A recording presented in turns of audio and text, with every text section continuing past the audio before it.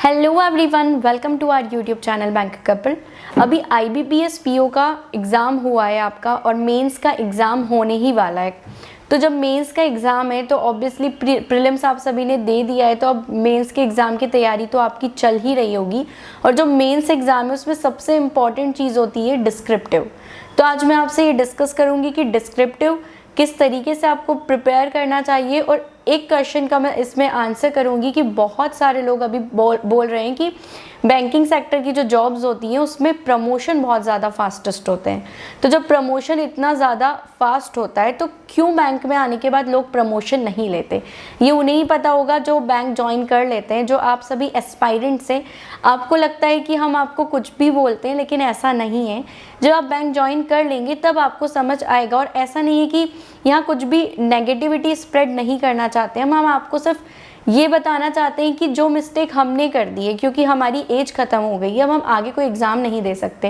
लेकिन आपके पास अभी टाइम में एज है, तो आप सिर्फ इस एग्ज़ाम में जाकर सिलेक्शन लेके यहाँ पर मत रुकिए, आप आगे बढ़िए। आप और ज़्यादा अच्छी जो भी फाइनेंशियल सेक्टर की एग्ज़ाम्स होती है वो सारी भी दीजिए। हमारा मेन पर्पस यही होता है। तो आज इस वीडियो में मैं आपको बताऊँगी कि क्यों बैंकिंग सेक्टर में लोग प्रमोशंस नहीं लेते, वो भी तब जब इतनी फास्ट प्रमोशन प्रोसेस होती है। पहला रीज़न ये होता है कि जो प्रमोशन आप ले लेते हैं तो उसके बाद आपके जो फाइनेंशियल रिस्क है वो बढ़ जाती है।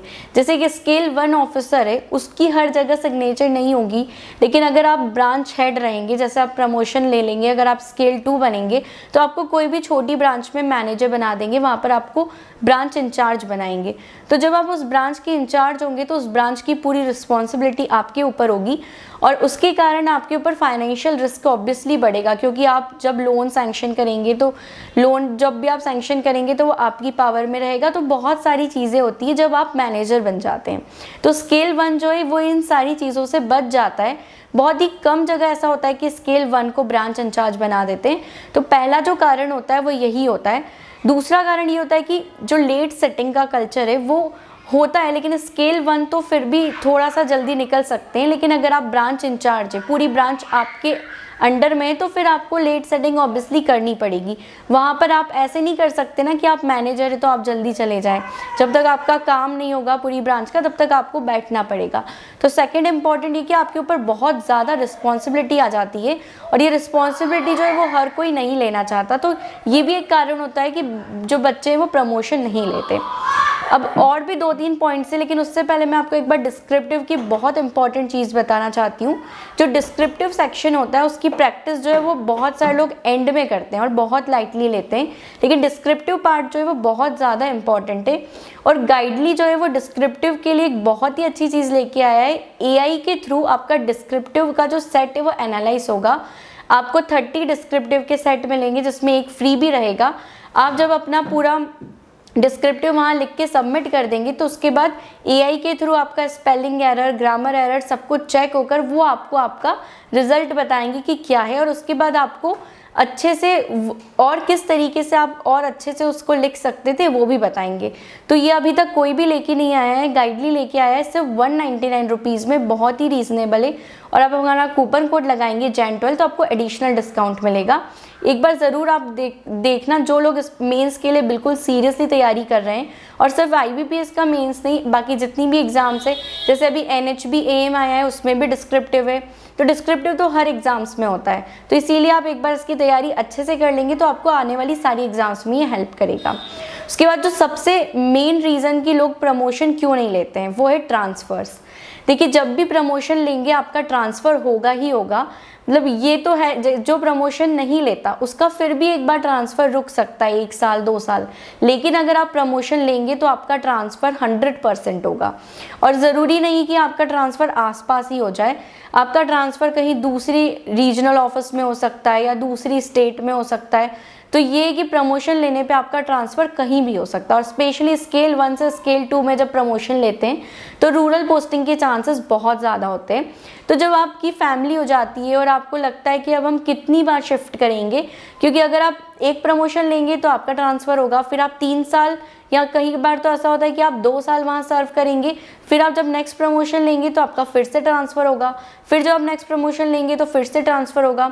तो हर कोई हर 3 साल में अपनी लाइफ डिस्टर्ब करना नहीं चाहता है, इसीलिए maximum officers specially scale 1 officers जो होते हैं वो प्रमोशन नहीं लेना चाहते हैं, जिसका कारण यही होता है कि आपको ऐसा लगता है कि हम कितनी बार ट्रांसफ़र लेंगे, कितनी बार नई जगह सेट होंगे, क्योंकि आपकी फैमिली भी हो जाती है, फिर आपके किड्स होते हैं, उनके स्कूल्स रहते हैं, तो बहुत सारी चीज़ें होती है।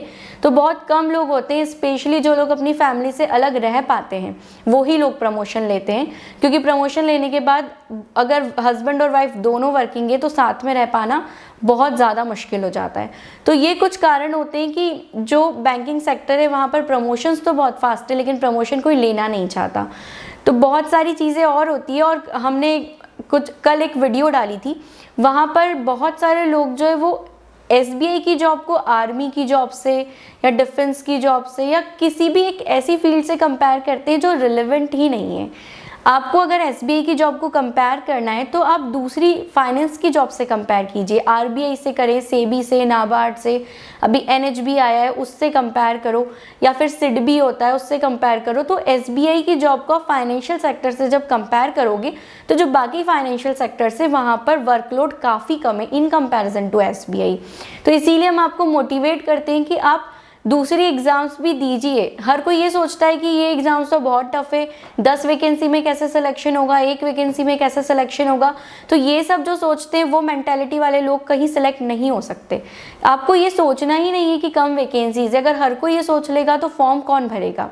आपको तो ये सोचना है कि आप ये एग्ज़ाम निकाल सकते हैं, क्योंकि जब सिलेबस सेम है, एग्ज़ाम का पैटर्न सेम है, एग्ज़ाम में बैठने वाले बच्चे भी सेम है, तो फिर आपको क्यों ऐसा लगता है कि आप उस एग्ज़ाम में सिलेक्शन नहीं ले पाएंगे। SBI PO तो खुद अपने आप में इतनी डिफ़िकल्ट एग्ज़ाम है कि अगर कोई SBI PO निकाल सकता है ना, तो वो कोई भी एग्ज़ाम निकाल सकता है बैंकिंग सेक्टर की। अगर SBI PO आपका निकल रहा है तो आप सिडबी और अभी जो नेशनल हाउसिंग बैंक का एग्ज़ाम आया है जिसका लेवल SBI PO से काफ़ी कम होता है, तो अब वो क्यों नहीं निकाल सकते। और NHB का वर्क लाइफ बैलेंस तो काफ़ी अच्छा है इन कंपैरिजन टू SBI, लेकिन फिर भी उसके पीछे कोई नहीं पड़ेगा, उसके बारे में कोई नहीं पूछता। तो ये सारी चीज़ें आपको नहीं करनी है। SBI फेमस है इसका मतलब ये नहीं कि आप बस उसी की तैयारी कीजिए।